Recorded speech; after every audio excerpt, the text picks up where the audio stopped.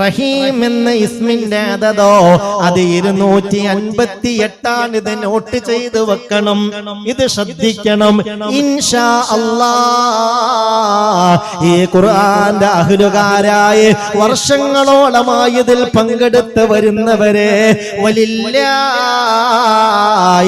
അസ്മാഉൽ ഹുസ്നാ ഫദ്ഊഹു ബിഹാ. ഇലാഹായ റബ്ബിന് ഒരുപാട് സുന്ദര നാമങ്ങളുണ്ടെന്ന് പറഞ്ഞില്ലേ? ആ സുന്ദര നാമങ്ങൾ അതിന്റെ അതനുസരിച്ച് ചൊല്ലി തീർത്ത് നീയത്ത് വെച്ച് ചൊല്ലിയിട്ട് ഇലാഹായ റബ്ബിലേക്ക് നമുക്ക് അലിഞ്ഞു ചേരണം.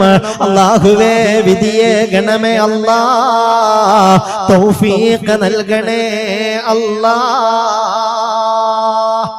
അല്ലാഹു തൗഫീഖ് തരട്ടെ.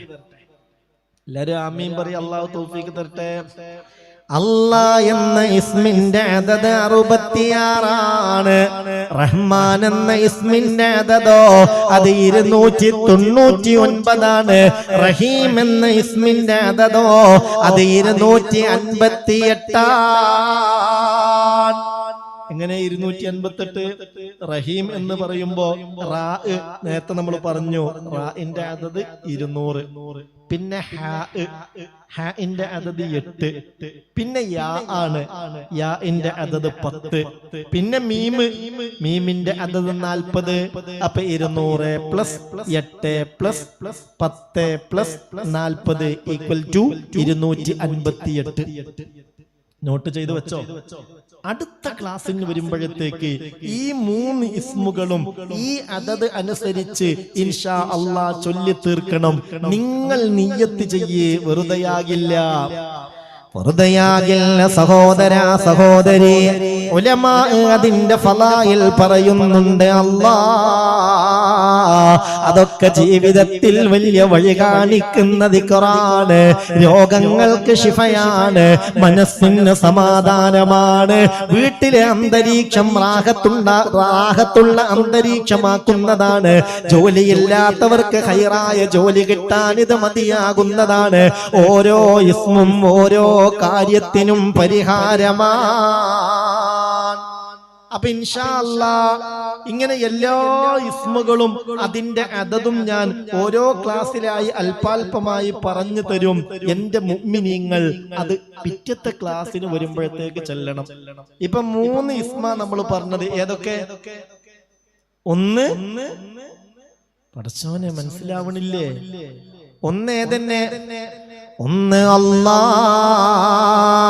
അല്ലാഹ് എന്ന ഇസ്മു തന്നെയാണ്. അതിന്റെ ഒരു മഹത്വം എത്രയാണ്! അല്ലാഹ് എന്ന ഇസ്മിന്റെ അതത് എത്രയെന്നാ പറഞ്ഞത്? അത് 66. അതൊരു ഉദ്ഘാടനം എന്ന നിലയിൽ ഈ മജ്ലിസിൽ വെച്ച് തന്നെ നമുക്ക് ചൊല്ലാം.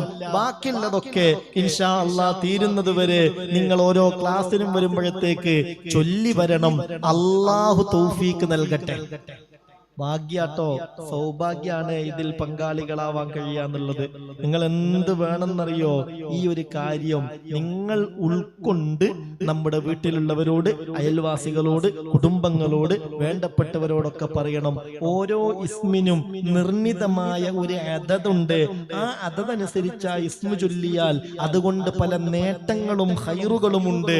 അതുകൊണ്ട് എല്ലാ ഹൈറും നിയ്യത്ത് ചെയ്തുകൊണ്ട് നമ്മുടെ മനസ്സിലുള്ള മുറാദുകൾ ഹാസിലാവാൻ നിയ്യത്ത് ചെയ്തുകൊണ്ട് ആ നിലയിൽ അതൊന്ന് പൂർത്തീകരിക്കാൻ കൂടെ നിൽക്കണം എന്ന് അവരോട് നിങ്ങൾ പറയണം. അത് അവർക്ക് ചെയ്യാൻ കഴിയുന്ന, അവർക്ക് വേണ്ടി നമുക്ക് ചെയ്യാൻ കഴിയുന്ന ഏറ്റവും വലിയ ഒരു സഹായാണ്, ഏറ്റവും വലിയ സഹായാണ്.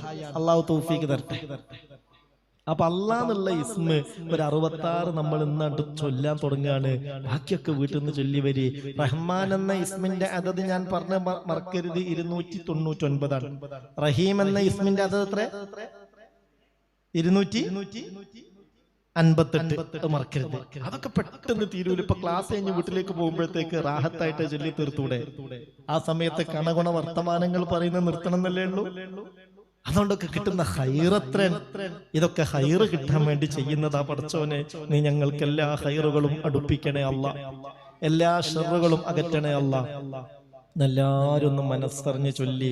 വലിയ ബുദ്ധിമുട്ടില്ലാത്തവര് അള്ളാ എന്ന ഇസ്മിനെ ആദരിച്ചൊന്നിട്ട് എഴുന്നേറ്റ് നിന്നോളൂ എന്നുള്ള നിലക്ക് ഒരു നിയ്യത്തും കൂടെ വെച്ചോളൂ.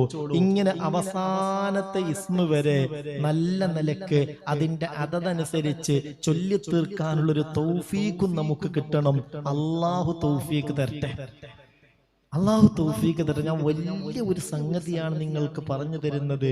ഇതൊക്കെ ഉൾക്കൊള്ളേണ്ടതുപോലെ ഉൾക്കൊള്ളാൻ കഴിഞ്ഞാൽ അൽഹംദുലില്ലാഹ് ദുനിയാവിലും ആഖിറത്തിലും രക്ഷപ്പെടാൻ ഇത് മതിയാകും. അള്ളാഹു തൗഫീഖ് തരട്ടെ. അള്ളാഹ് എന്നുള്ള ഇസ്മ ചൊല്ലല്ലേ ഇൻഷാ അല്ലാഹ്. ബിസ്മില്ലാഹിർ റഹ്മാനിർ റഹീം. അല്ലാഹു അല്ലാഹു അല്ലാഹ് അല്ലാഹ്. ക്ലാസ്സിന് വരുമ്പോൾ 299 തവണ യാ റഹ്മാനു യാ അല്ലാഹ് യാ റഹ്മാനു യാ അല്ലാഹ് യാ റഹ്മാനു യാ അല്ലാഹ് യാ റഹ്മാനു യാ അല്ലാഹ് യാ റഹ്മാനു യാ റഹ്മാനു യാ റഹ്മാനു യാ റഹ്മാനു എന്ന് പറഞ്ഞാലും മതി. എന്നാലും അതിന് ഫضലുണ്ട്. പക്ഷെ അതിന്റെ ഒരു പൂർത്തീകരണമാവട്ടെ. അള്ളാഹും കൂടി അതിലേക്ക് ചേർത്താകുമ്പോൾ എത്രമേൽ നമ്മുടെ ദറജ ഉയർന്നു കിട്ടും. അള്ളാഹു തൗഫീഖ് തരട്ടെ, അള്ളാഹു തൗഫീഖ് തരട്ടെ. അത് എത്ര തവണ എന്നാ പറഞ്ഞേ?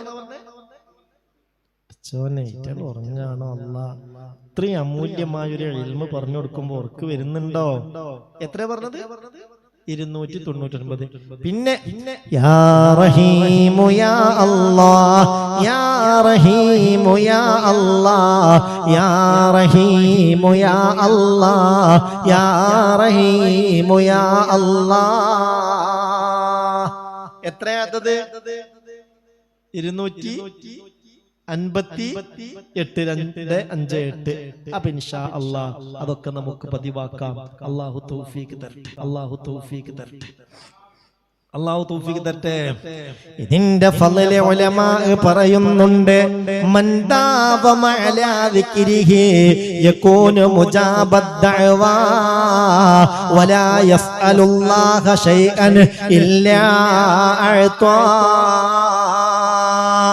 ഒരാൾ ഈ നിലയിൽ ദിക്റങ്ങ് ചൊല്ലിയാൽ അയാൾ ദുആക്ക് ഇജാബത്തുള്ളവരിൽ ഉൾപ്പെടുന്നതാണ്. വലാ യസ്അലുല്ലാഹ ശൈഅൻ ഇല്ലാ അഅതാ. ഇലാഹായ റബ്ബിനോട് എന്ത് ചോദിച്ചാലും ജല്ല ജലാലായ അല്ലാഹു അയാൾക്കതിന് ഇജാബത്ത് നൽകുന്നതാണ്. ഇത് മഹാന്മാരായ ഉലമാ പഠിപ്പിച്ചതാണ്. റബ്ബേ നീ തൗഫീഖ് നൽകണമേ അല്ലാഹ്. അല്ലാഹു തൗഫീഖ് തരട്ടെ. അപ്പൊ 3 ഇസ്മാണ് ഇപ്പൊ ഒന്ന് പറഞ്ഞത്. അള്ളാഹ് എന്നുള്ള കൂടാതെ 2 ഇസ്മ അല്ലാഹു റഹ്മാന് റഹീം. അതിന്റെ അതത് പൂർത്തീകരിച്ച് അടുത്ത ക്ലാസ്സിലേക്ക് വരുമ്പോഴത്തേക്ക് ചൊല്ലി വരി. ഇൻഷാ അല്ലാഹ് ബാക്കിയുള്ളത് ഓരോ 2 or 3 ഇസ്മുകൾ വീതം ഞാൻ നിങ്ങളോട് ഓരോ ക്ലാസ്സിലും പറയും. മൊത്തം നമുക്ക് അതനുസരിച്ച് തന്നെ ഇൻഷാ അല്ലാഹ് ചൊല്ലി തീർക്കണം. അള്ളാഹുവിലേക്ക് ഈ നിലയിൽ ലയിച്ചു ചേരണം. അള്ളാഹു തൗഫീഖ് തരട്ടെ. ആമീൻ പറയ. അള്ളാഹു തൗഫീഖ് തരട്ടെ.